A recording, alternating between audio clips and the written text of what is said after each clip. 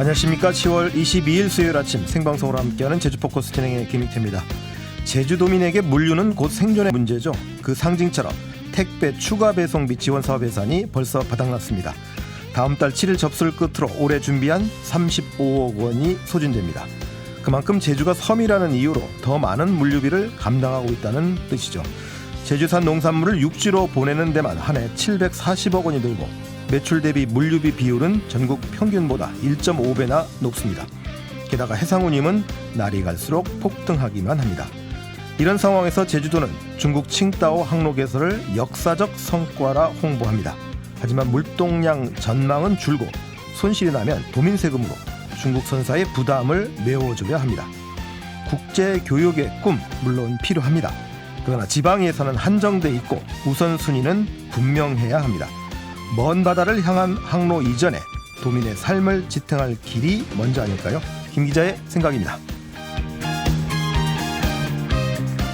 먼저 제주 지역 주요 뉴스 정수현 캐스터가 전합니다.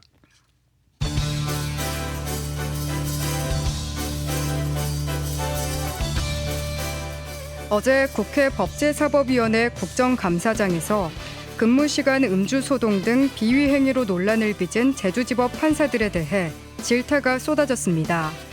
해당 판사들에 대한 증인 동행 명령장이 발부된 가운데 판사 한 명이 참석해 부적절한 처신에 깊이 반성한다고 말했습니다. 민주당은 동행 명령에 불응한 판사 2명을 고발할 방침이지만 국민의힘은 사법부 장악 시도라며 반발했습니다.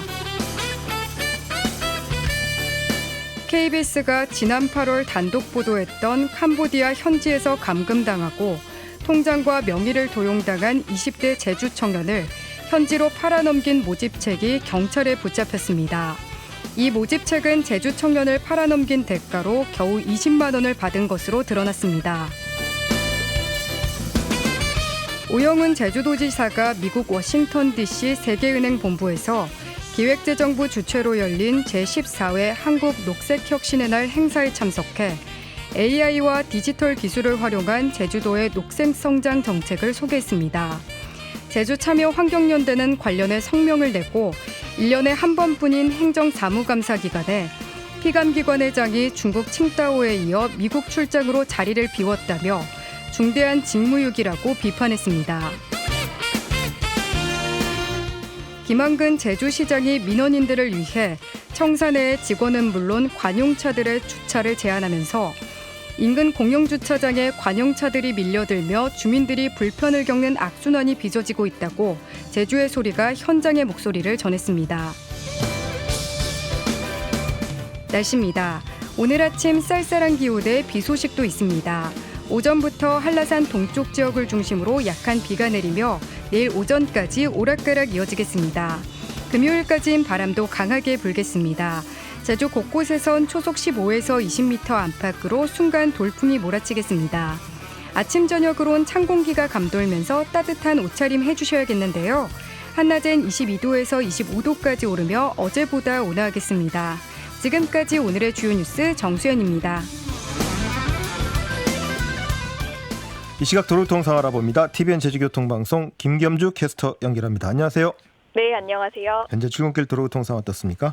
네, 주요 도로는 출근길에 오른 차량들로 가득 채워져 있는데요. 그중 주의하실 구간이 있습니다. 도령로 신광 사거리에서 한라병원 방향으로 한라병원 1km 못 간 지점 1차로입니다.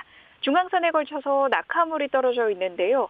해당 낙하물을 피하기 위해서 차량들 갑자기 이동할 때가 있습니다. 충분한 감속과 전방 주시 잘해주시기 바랍니다.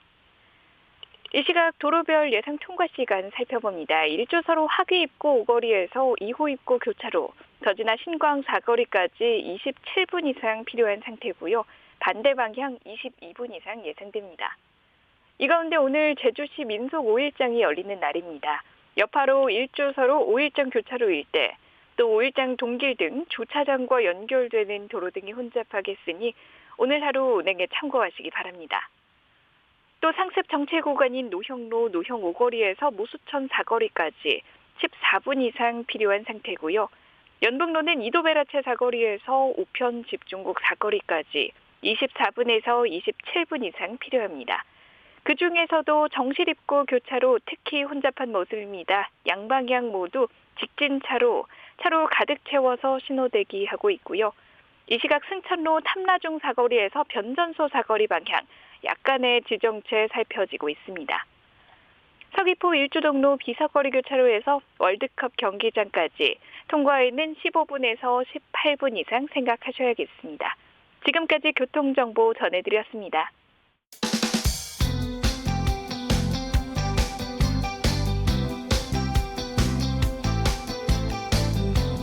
제주시 99.1, 서귀포시 95.3, 서부지역 103.7MHz, 요망진 라디오 KBS 제1라디오가 삼촌들 족끝이 느량이 식후다. 쏟아지는 뉴스에 한 걸음 더 들어가 보는 뉴스 초점. 오늘은 국제뉴스 문서연 기자 전화로 연결합니다. 안녕하세요. 안녕하십니까. 네, 오늘 어떤 뉴스로 시작할까요? 네, 이 요즘 물가도 오르고 이 대출 금리가 큰 부담인데요. 이럴 때 저금리로 급한 돈을 빌릴 수 있는 제도인 제주 혼디론에 대해서 이야기해 볼까 합니다.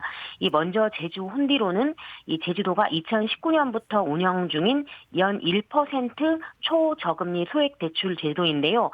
물론 이제 모든 도민이 이용이 가능한 건 아니고요. 개인 회생이나 신용 회복 절차 등을 밟고 있어서 은행 등 이 제도권 금융이 어려우신 분들, 그러니까 금융 취약계층을 위한 서민 맞춤 대출 상품입니다. 연 1%면 정말 파격적인데요. 금융 취약계층이면 대상이 어떻게 되죠? 일단 금융 취약계층은 개인 회생이나 신용 회복 절차를 밟고 있는 사람을 포함해서 저신용자 한 6등급에서 7등급 이하로 제도권 금융을 이용하지 못해서 캐피탈 이런 걸 이용하는 분들을 이야기합니다.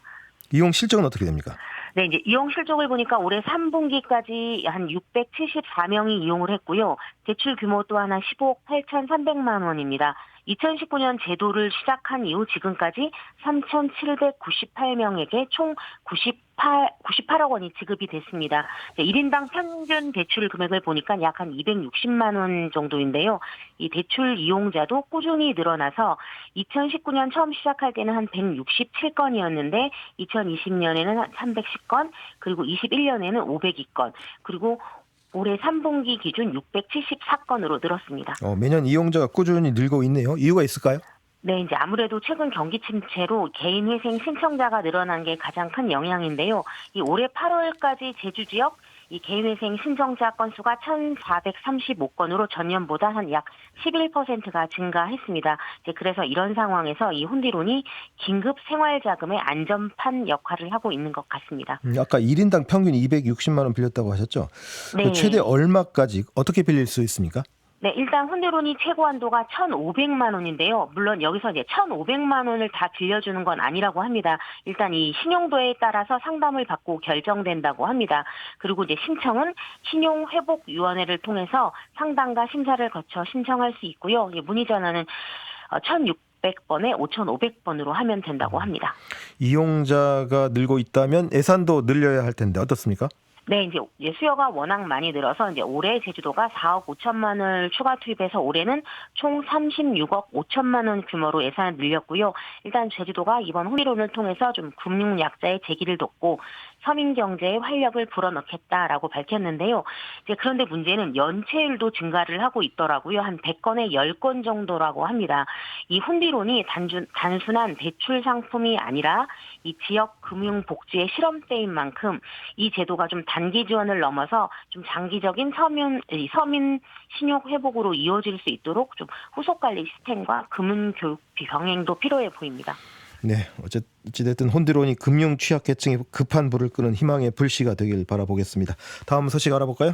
네, 이제 요즘 아침 저녁으로 기온이 많이 떨어졌습니다. 이제 이 시점에서 반가운 소식은 아니지만 이 인플루엔자, 즉 독감 유행주의보가 내려졌습니다. 벌써 독감이 유행인가요? 네, 이 질병관리청이 지난 17일 전국에 독감 유행주의보를 내렸는데요. 최근 4주 동안 독감 환자 수 계속 늘고 있습니다. 9월 말부터 10월 초 기준으로 외래 환자 1,000명 중 12명이 독감으로 진료를 받았다고 합니다. 이 유행 기준인 9.1명을 이미 넘어섰고요. 지금은 한 14명 가까이로 계속 오르고 있다고 합니다. 보통 독감 유행주의보가 한 12월쯤 내려지는 걸로 알고 있는데 올해는 빨리 시작됐네요? 네, 맞습니다. 이제 무려 한 2달이나 빨리 발령된 건데요. 이제 기온이 갑자기 떨어진 영향도 있고요. 이제 실내 생활이 늘면서 감염이 더 쉽게 번질 수 있는 상황입니다. 그래서 지금 가장 필요한 게 예방접종입니다. 특히 어린이나 임산부, 65세 이상 어르신들은 이 면역이 약한 분들은 꼭 접종을 받으셔야 하고요. 지금 무료 접종 진행 중이니까 가까운 보건소나 지정 병원에서 편하게 받으시면 됩니다. 코로나하고 이 독감 증상이 비슷해서 헷갈리기도 합니다. 예, 맞습니다. 그렇기 때문에 감기처럼 열이 나고 기침이 나면 바로 병원에 가서 진료를 받으셔야 하고요. 무조건 참지 마시고 초기에 진료받는 게 중요합니다. 그리고 다들 잘 알고 계실 겁니다. 손 씻기, 기침 해절, 환기, 마스크 착용 같은 기본적인 예방 수칙이 결국 가장 확실한 방어고요. 앞서도 얘기했지만 아직 독감 예방 주사 맞지 않으신 분들 서둘러서 접종하시길 당부드립니다. 네, 예방접종 잊지 마시고요. 소식 하나만 더 들어볼까요? 네, 이제 최근에 제주를 찾는 외국인 관광객들이 결제할 때 이제 불편을 많이 겪는 일이 거의 사라졌습니다. 왜 그러냐 하면 이 모바일 페이 때문인데요. 이 제주 관광공사에 따르면 올해 제주 지역에서 외국인이 관광객 모바일 간편 결제로 결제한 금액이 한 100억 원을 돌파를 했는데요. 한 지난해 50억 원 수준이었는데 불과 1년 만에 2배 이상 늘어난 겁니다. 제로페이, 알리페이, 라인페이 등 이 18개국 37개 서비스가 제주 가맹점에서 바로 결제가 가능해서 이 관광객들이 현금이나 카드 없이 손쉽게 쇼핑과 식사가 가능했다고 합니다. 아무래도 이게 결제 방식이 편리해지면 돈도 쉽게 쓰게 되지 않을까 싶은데 어떻습니까? 네, 맞습니다. 특히 외국인들이 많이 찾는 애월 카페거리나 전통시장에서 이 모바일 결제 비중이 급증을 했고요. 결제 금액의 절반가량이 외국인 전용 결제 수단인 알리페이로 이루어졌을 정도인데요. 그래서 제주도와 관광공사가 앞으로도 이 스마트한 관광 환경을 좀 조성을 확대하겠다 이렇게 밝혔고요. 그래서 외국인뿐만 아니라 국내 관광객들도 더 편리하게 이용할 수 있도록 추진할 계획이라고 전했습니다. 네, 스마트폰 하나로 결제를 할 수 있게 되면 이 관광 편의는 물론 지역 상권까지 네. 두 마리 토끼를 잡을 수 있겠네요. 오늘 소식 여기까지 듣겠습니다. 수고하셨습니다. 감사합니다. 지금까지 국제뉴스 문서연 기자였습니다.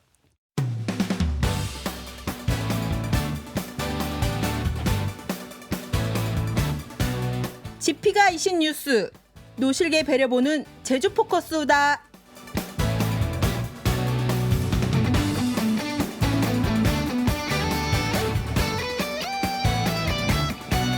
제주 경제가 어렵다고 합니다. 경제는 심리 영향도 많이 받는다고 하죠. 어렵다고 말만 할 수는 없을 겁니다. 경제 흐름과 침체의 원인을 알아야 회복을 위한 해법도 찾을 수 있지 않을까 싶은데요. 어제는 제주도에서 최근 발표한 제주 경제 성장 전략을 담당 국장으로부터 직접 들어봤고요. 오늘은 전문가와 함께 지역 경제 문제 짚어보겠습니다.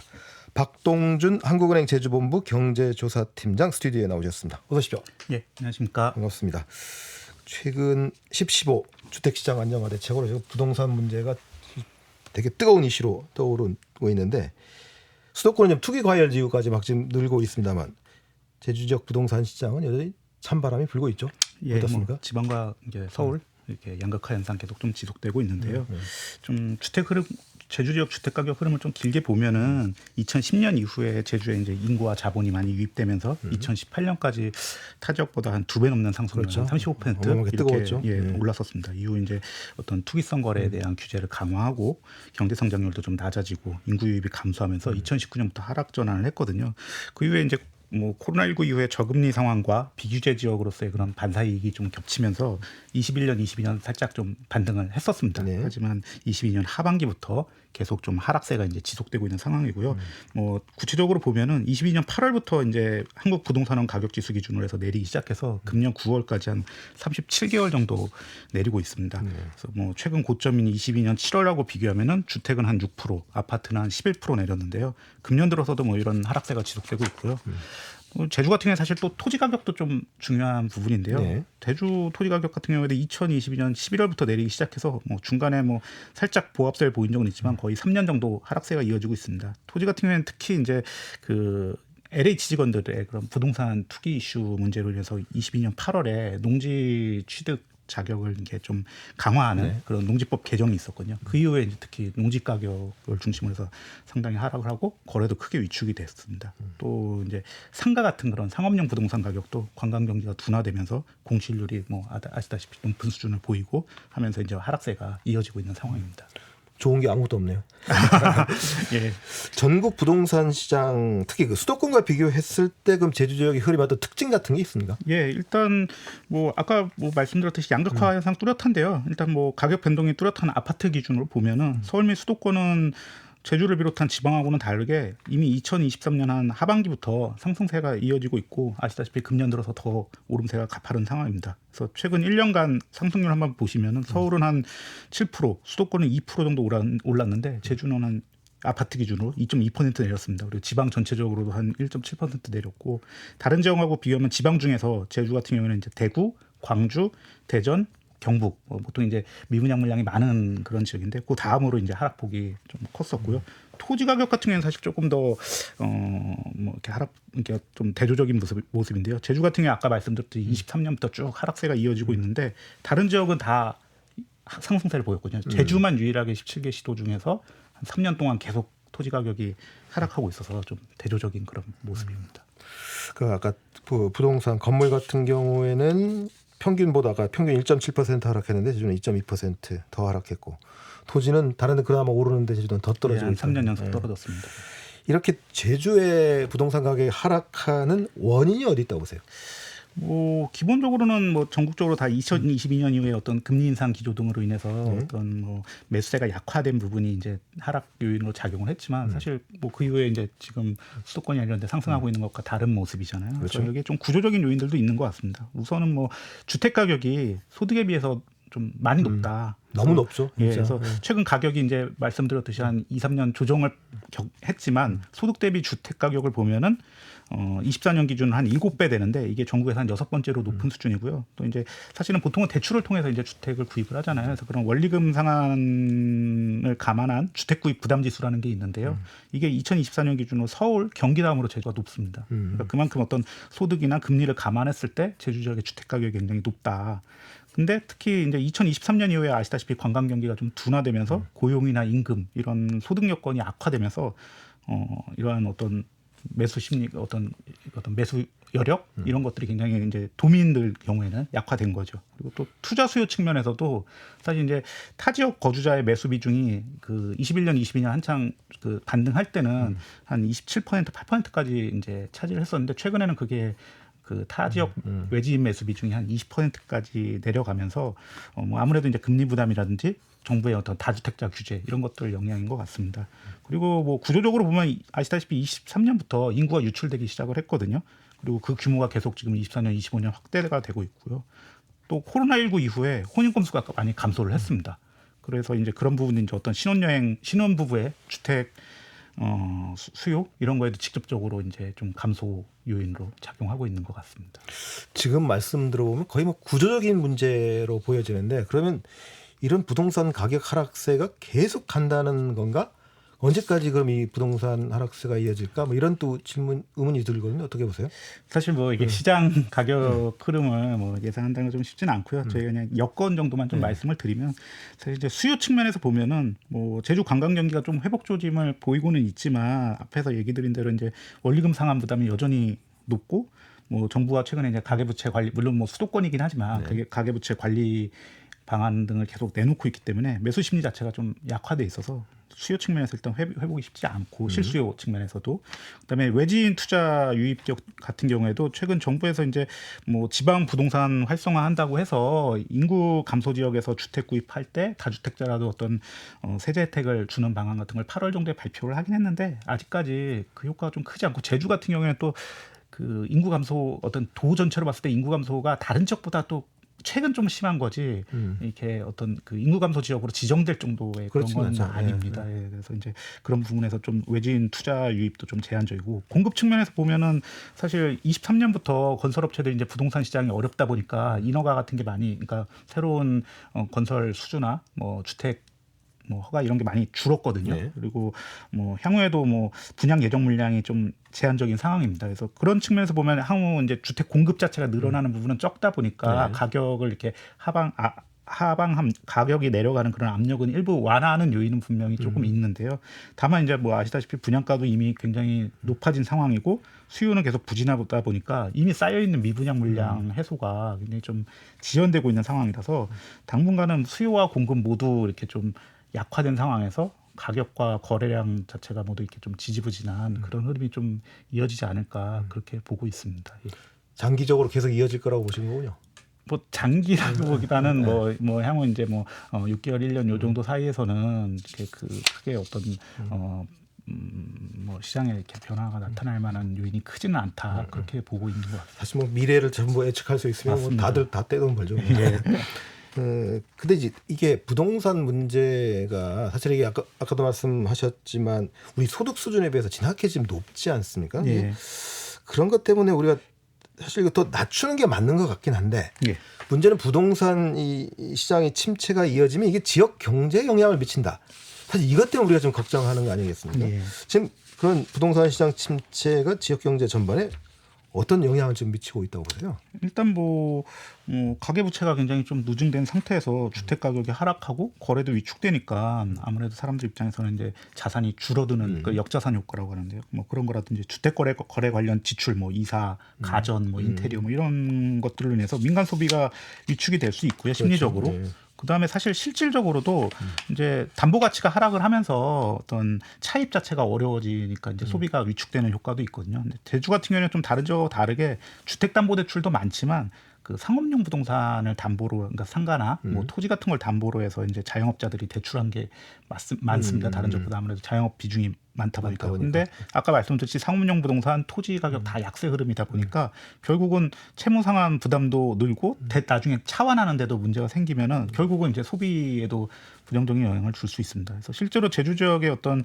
예금은행 가계대출 연체율이 7월 말 기준 한 1.2% 되는데 이게 23년 이후에 쭉 오르고 있어서 전국에서 가장 높은 상황입니다. 그리고 뭐 건설업 관련해서도 고용이 뭐 21년에 36만 명 정도 되는데 24년에 30만 명으로 한 6만 명 감소했는데 올해 들어서도 또 한 6만 명 감소했거든요. 그러니까 최근 가장 건설업 좋았을 때, 그러니까 단기적으로 좋았을 때 대비해서 취업자가 한 건설업 쪽에서 한 10만 명 이상 감소를 했으니까 그런 부분이 굉장히 좀 지역 경제에 부담으로 작용하는 것 같습니다. 아주 뭐 안 좋은 얘기만 좀 계속 하고 있어 저도 좀 안타깝긴 한데 어쨌든 제주도가 이런 어려운 상황을 감안해서 뭐 최근에 경제 성장 전략도 발표했습니다. 예, 맞습니다. 그래서 뭐 에너지 전환이니 뭐 신재생이니 뭐 공항 인프라 이런 건 대형 프로젝트가 담겨 있기도 한데 이런 사업들이 진짜 도움이 될까요? 어떻게 보세요? 이런 대형 프로젝트 같은 경우에 뭐 사실 이제 원활하게 추진이 된다고 하면 뭐 부동산 시장이나 건설 경기 활성화에 뭐 기여할 수 있는 측면이 있죠. 근데 대부분 중장기 과제이기 때문에 그 효과가 드러나는데 뭐 상당히 지금 뭐 이게 시간이 소요되는 부분이고요. 사실 이번 대책 중에서 보면은 민생 관련 대책 중에 중소건설업에 대한 뭐 신용 보증을 더 확대를 한다든지, 그다음에 미분양 해소를 위한 인센티브, 예를 들면 뭐 중공업 미분양 주택 취득할 때 취득세율을 좀 인하한다든지, 뭐 무주택 실수요자나 제주 이주하는 분들한테 어떤 세제, 금융, 이사 지원을 확대하는 뭐 이런 부분들, 그리고 미분양 주택을 매입해서 임대주택으로 활용하는 방안이라든지 뭐 이런 부분 좀 들어가 있는 게 있습니다. 그래서 이런 부분들은 뭐 이제 잘 추진이 된다고 하면은 당장 어떤 건설업체의 경영 부담이라든지 미분양 주택 해소에 일부 기여할 것으로 그렇게 평가가 됩니다. 오히려 이런 매크로한 그 거대한 정책보다 이런 아주 세밀한 마이크로한 정책이 오히려 좀 장장 지역 경제에는 영향을 미칠 거다 이렇게 보시는 거군요. 예, 그렇게 볼 수 있을 것 같습니다. 여기서 이제 우리 느끼는 게 미분양 문제가 하도 심각하다 보니까 그 임대주택 사서 임대주택을 하자라는 그 방법은 참 좋아 보이는데 그럼 얼마에 주고 살 거냐가 지금 되게 지금 또 논란이 된 이슈 아닙니까 이게? 예. 어떻게 생각하세요 이게? 이게 사실 뭐 어떻게 보면은 건설사나 또는 시행사가 그 뭐 시장 예측을 못해서 이렇게 그러니까요. 미분양이 난 것을 어떻게 보면은 뭐 공적 자금을 들여서 사는 한다는 건데. 것은 사실 이렇게 쉽지는 않은 부분이고요. 그게 이제 가격 측면 보통 그러다 보니까 이제 가격적인 측면에서도 뭐 6억 원 이하 주택이라든지 뭐 이런 식으로 좀 이렇게 그 제한이 있거든요. 그래서 이제 뭐 지금 뭐 미분양이 많이 나는 좀 고분양가 같은 경우, 고분양가 아파트 같은 경우는 사실 그 대상이 안 되죠. 예. 측면이 있습니다. 예. 또 이번 기회에 그런 말씀 시간이 좀 1분밖에 안 남았네요. 자, 어쨌든 그러면 핵심은 자, 이런 건설 경기라든지 미분양 문제를 해결하기 위해서 지방 정부 차원에서 어떤 좀 정책적 접근이 필요하다고 보세요? 사실 그 뭐 아까 미분양 주택 누중 문제 같은 경우에는 뭐 사실 분양가 자체를 뭐 건설사에 이제 낮춰라 이렇게 하기가 쉽지는 않아요. 그 건설사들도 지금 어떤 토지 가격이 오르고 그다음에 뭐 건설 비용 같은 게 올랐기 때문에 그래서 이제 말씀하신 대로 좀 어떤 공급 조절이라든지 또는 뭐 공공임대 활용 이런 방안들 좀 더 이렇게 좀 더 고민해보는 부분이 필요할 것 같고요. 그다음에 건설 경기 자체를 뭐 어떤 인위적으로 부양한다기보다는 지금 이제 민간 시장이 워낙 위축이 되어 있으니까 공공 물량을 좀 더 확대를 한다든지 공공 사업에 이제 지역 건설사들이 주도적으로 참여할 수 있도록 해서 이 공급 측면에서의 좀 정상화를 하는 게 좀 더 적절하지 어떤 인위적인 부양보다는 그런 부분이 좀 더 초점을 맞춰야 될 것 같습니다. 알겠습니다. 오늘 말씀 고맙습니다. 예, 감사합니다. 지금까지 박동준 한국은행 제주본부 경제조사팀장이었습니다. 내일과 모레는 강인창 프로듀서가 진행하고요. 저는 다음 주 월요일에 다시 인사드리겠습니다. 안녕히 계십시오.